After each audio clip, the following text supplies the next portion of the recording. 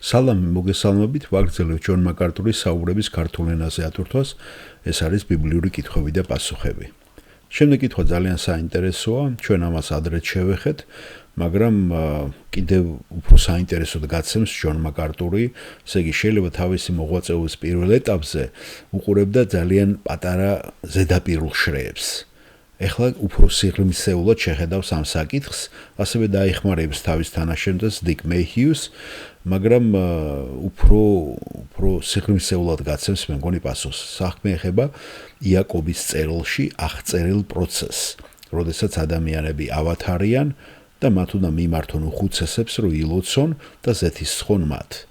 ძალიან საინტერესო, მე ამ თავს თლიანად წავიკითხავ, იმიტომ რომ ბატონი ჯონი მერე გაარჩევს პირველი მუხლიდანაც ამას.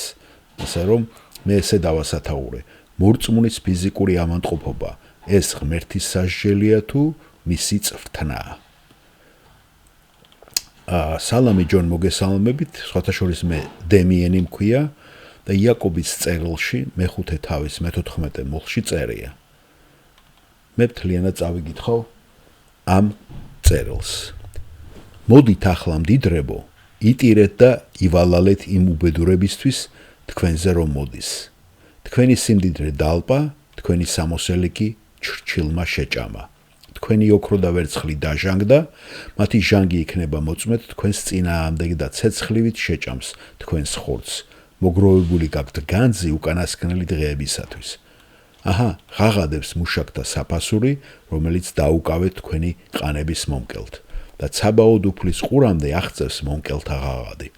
განცხრომას ეძლევდით ამ ქვეყანაზე და ნებივრობდით, თითქოს დაკლის დღისათვის დაისუქეთ გულები. თქვენ დასდეთ მსჯავრი და მოკალით მართალი, ის კი არ შეგეწინააღმდეგათ. ამიტომ ძმებო, სულ გრძელნი იყავით უფლის მოსვლამდე.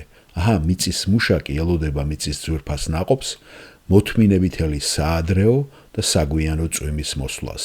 აი ამ წვიმაზე ლაპარაკი იქნება ბოლო მუხლებშიც და მიაქცეთ ყურადღება. თქვენც სულ გრძელობა გამოიჩინეთ და გულები გაიმაგრეთ, რადგან მოახლოებულია უფლის მოსვლა. ნუ ჩივით ერთმანეთზე ძმებო, რათა არ გასამართლეთ. აჰა, მოსამართლე კარზეა მომდგარი. ჩემო ძმებო, ტანჯვისა და სულგრძელობის მაგალითად გყავდეთ წინასწარმეტყველები, რომლებიც უფლის სახელით ლაპარაკობდნენ. აჰა, ჩვენ შევნატრით მათ, რომლებმაც დაითმინეს. იობის მოთმინება გაგიგონიათ და უფლის მიერი ბოლო გინახავთ, რადგან შემბრალე და თანამგრძნობია უფალი. პირველ რიგში ჩემო ძმებო, ნუ დაიფიცებთ ნურც ზეცას და ნურც დედამიწას. ნურც სხვა რაიმე საფიცარს. თქვენი ჰო იყოს და არა, რათა სამსჯავროში არ მოხვდეთ. იტანჯება რომელიმე თქვენგანი? ილოცოს. ხარობს? იგალობოს. არის თქვენ შორის ვინმე ავად? მოიხმოს ეკლესიის ხუცესნი, ილოცონ მასე და ზეთისხონ უფლის სახელით.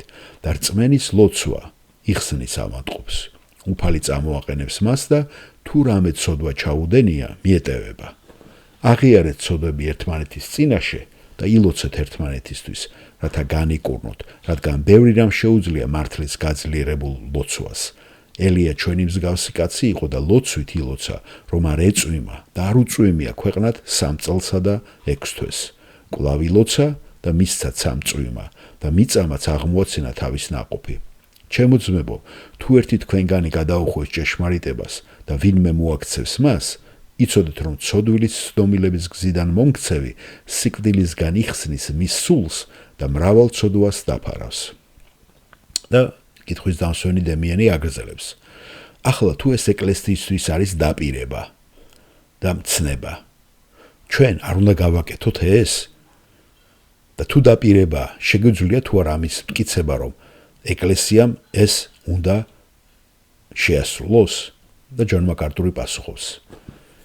რატომაც არა? იმიტომ რომ ეს ახალ თქმაშია ხო მოწოდებული. მე უბრალოდ გეტყვით, რომ ჩვენის ეკლესიის პერსონალში ამის შესახებ არის 2 გავრცელებული შეხედულება. ასე არ არის დიკ? ამიტომ მე მოგიყვებით და გაგაცნობთ ორივე შეხედულებას. პირველი შეხედულება, რომელიც არსებობს, არის რომ და ეს ძალიან რეალურია. აქ განხილული ამ ტიპის ავადმყოფობა ეს ცოდვასთან ასოცირდება. ამიტომ არის ის ავადმყოფობა, რომელიც ჟის მორწმუნეს. ყველა ამატყოფობა არ არის დასაშილად. ასე არ არის? გახსოვთ ის კაცი ბრმად რო დაიბადა და როცა კითხვასვავენ ვინ შესწოდა ამ კაცმა თუ მის მშობლებაო და იესოს პასუხი იყო არც ერთი მათგანი არ იყო. ამას ცოდვასთან არაფერი საქმე არ ჰქონდა. ასე რომ ყველა ამატყოფობა ცოდვის სასჯელი არ არის, მაგრამ ზოგიერთი მათგანი ეს ცოდვისგან არის გამოწვეული. აქ კონტექსტია მნიშვნელოვანი. ეკლესიის უხუცესების მოწვევა, მათთვის მასზე ლოცვის ნებართვა, ზეთისცხება უფლის სახელით, რწმენით აღვლენილი ლოცვა, რომ გამოაჯამრთელოს ამოტყოფს და უფალი აღადგეს მას, თუ მან ცოდვები ჩაიდინა და ის მიეტევება მას. სხვა სიტყვებით რომ ვთქვათ, არსებობს მოსაზრება, რომ ეს ყველაფერი ცოდვების აღიარებასთან არის დაკავშირებული. თუ უფალმა ხელი შეგახო ამოტყოფობით, როგორც ცოდვის სასჯელი, შენ უნდა აღიარო, მოინანიო და ზურგი აქციო ცოდვას. მაშინ ეს სასჯელიც დასრულდება. მე მგონი ასეა, ხო? ასე რომ აღიარე შენი ცოდვა, მუხლით 16, თუ შენ ცხოვრებაში ცოდვას გაუმკლავდები, ცოდვის შედეგად წარმოშობილი ამოტყოფობაც მოგვარდება. ეხლა რაც შეეხება ზეთს, ზოგი ადამიანი მას სულიწმინდასთან აიგივებს და ამ სიმბოლიკასთან ასოცირდება.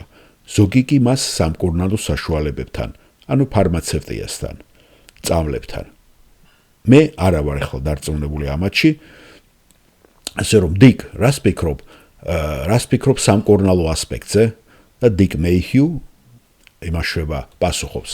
ამ შეხედულებას ჯონ შეიძლება სამი განსხვავებული ასპექტი ჰქონდეს. გააჩნია რომელიც გჯერათ. გთხოვ დიკ მომაწოდოს სწრაფად ესენი. და დიკ მეიჰიუ ეუბნება. პირველი იქნება უშუალოდ სამკურნალო შეხედულება, ან გამოყენებით სამკურნალო შეხედულება, რომელიც არის მედიცინა დღეს ფარმაცევტიკაში. მეორე, ზოგი საუბრობს, რომ ეს სულიწმინდის გამანახლებელ, გამაახალგაზრდავებელ საქმიანობაზეა, გამომაჯამრთელებელსა და მესამე შეხედულება, ეს შესაძლოა უფრო არის ზოგადი შეხედულება, იქ რომ ეს კეთილდღეობის ზეთსია ლაპარაკი და ის სიმბოლურად გამახატავს იმას, რასაც ღმერთი დაპირდა, რომ მოიტანდა იმ სახის ცხებაზე, რასაც ჩვენ საუბრობთ მაგალითად 22 ფსალმოში. გახსოვთ ხო 22 ფსალმი, მე წავიკითხავ ამას.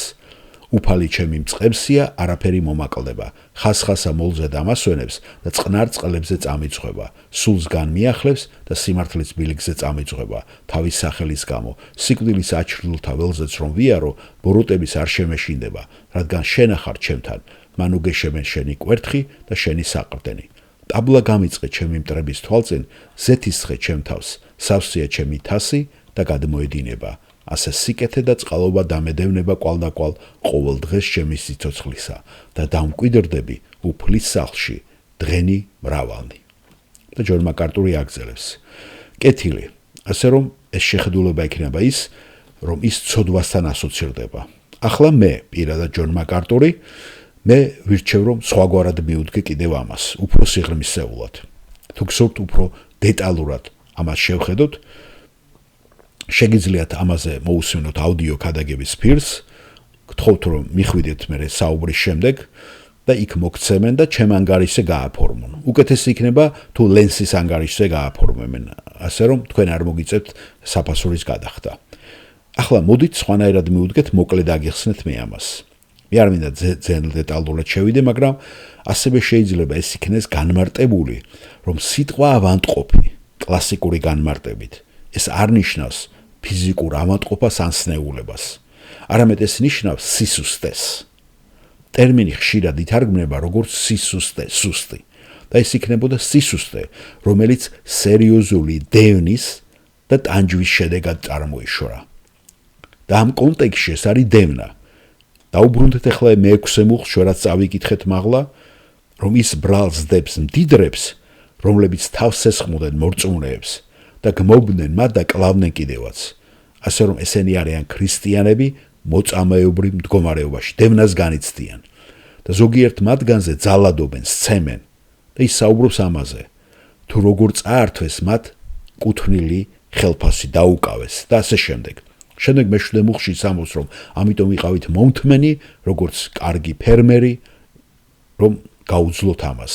და მე-8 მუხლში გაძლიერეთ თქვენი გულები, უფლის მოსვლა ახლოვდება, ნუ წუწუნებთ მეათე მუხლში კი მაგალითია ტანჯვისა და მოთმინების ძმებო და გადახედეთ წინასწარმეტყველებს, რომლებიც უფლის სახელით ლაპარაკობდნენ, გაიხსენეთ იობის მოთმინება, გაიხსენეთ რომ უფალი სავსეა, თანაგრძნობი და მოწყალეა და მთელი ეს კონტექსტი ეხება ტანჯვას, დევნას, მოთმინებას, გამძლეობას, როგორც იობი და წინასწარმეტყველები. და მე ფიქრობ, რომ სწორედ ამ ნაკადში უკვე მოაქვს იაკობს ეს მე-13 მუხლში და ამბობს, რომ თუ ვინმე იტანჯება, ილოცეთ. თუ არ იტანჯებით და მაშინ აქეთ ქება და თუ ტანჯვამ დაგასუსტათ და იქ აქ სულიერ სისუსტეზე საუბრობს, თქვენ უბრალოდ დასუსტით დევნისა და ტანჯვის შედეგად, შემოტევის შედეგად, წადით უხუცესებთან და რატომ უნდა წავიდე სუსტი ადამიანი უხუცესთან? იმიტომ რომ ისინი არიან რა? ძლიერების სულით. და ილოცონ მასზე. და ეს სიტყვით ზეთით წაუსვან. ეს ნიშნავს წახალისებას, ერთგვარი სულიერი მასაჟის მიცემას უფლის სახელით და მათი რწმენის ლოცვები, რომლებიც ძლიერად არის აღლენილი, ძალას შესძენ სუსტს და უფალი აამაღლებს მას. და თუ მან თავისი სისუსტის გამო ჩაიდინა რაიმე ცოდვები, უფალი აპატიებს მას. და მე მომწონს ეს ხედვა, ეს შეხედულება. არ მინდა მე სხვა თვალსაზრისით კამათში შესვლა, ფიქრობ ეს უფრო სიცოცხლის უნარიანია ეს შეხედულება, მაგრამ მე საკუთარი თავისის კომფორტულად ვძნობ თავს ამ პერსპექტივაში და იმასთან დაკავშირებით, რასთანაც ის აქ არის ნახსენები. ეს არის სულიერი რაღაც შიმშილი, სისუსტე და გარკვეულად ეს მდგომარეობა. ახლა ილუსტრაციას მოგიყვანთ მე ერთს. ერთ დღეს მაგისტრატურის კოლეჯში ერთი სტუდენტი მოვიდა ჩემთან და მე ხშირად მithქვას რომ ჩემი კარი ღიაა. მე იქ ვარ, შემოდით, თუ გსურთ ილოცოთ, ისაუბროთ უფალზე, სიტყვაზე, ბიბლიაზე, რამე კითხვები გაქვთ, რაც გულში გაქვთ, შემოდით ხოლმე. და მე ყოველთვის ხელმისაწვდომი ვარ. თუ კარი ღიაა და ის ჩვეულებრივად ღიაა, რადგან იქ მე არ ვსწავლობ და არ მეცადინეობ. იქ უბრალოდ ვარ და ვისმენ ადამიანების ტკივილებს, ახალგაზრდების, სტუდენტების.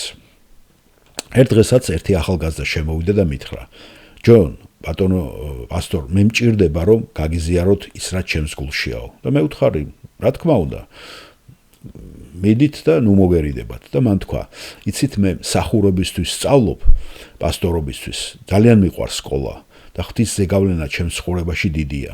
მაგრამ ეხლა ჩემს ცხოვრებაში ხდება ისეთი რამე, რაც უბრალოდ მანადგურებს და სულიერად ძალიან დამასუსტა.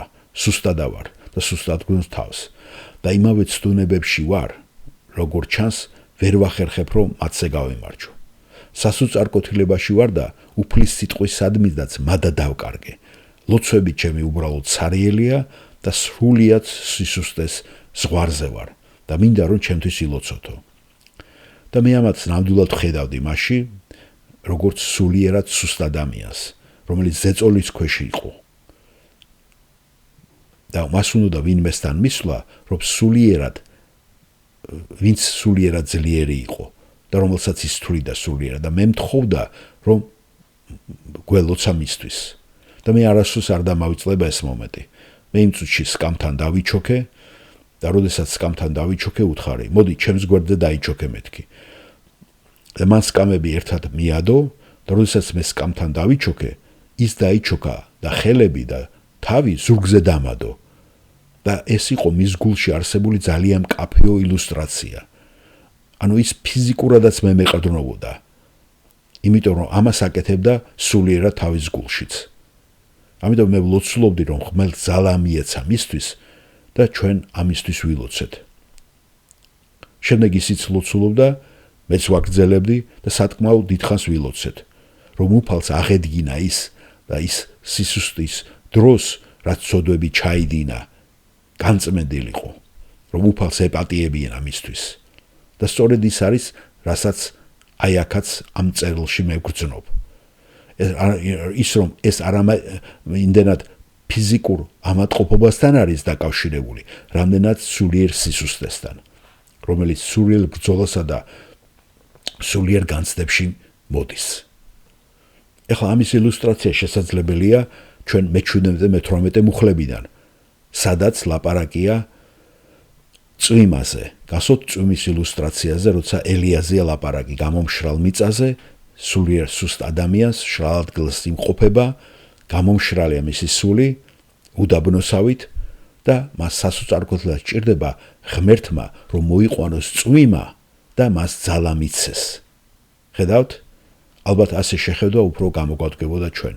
მადლობა კარგი კითხვისათვის და თქვენც მადლობა ჯონ პასუხისათვის.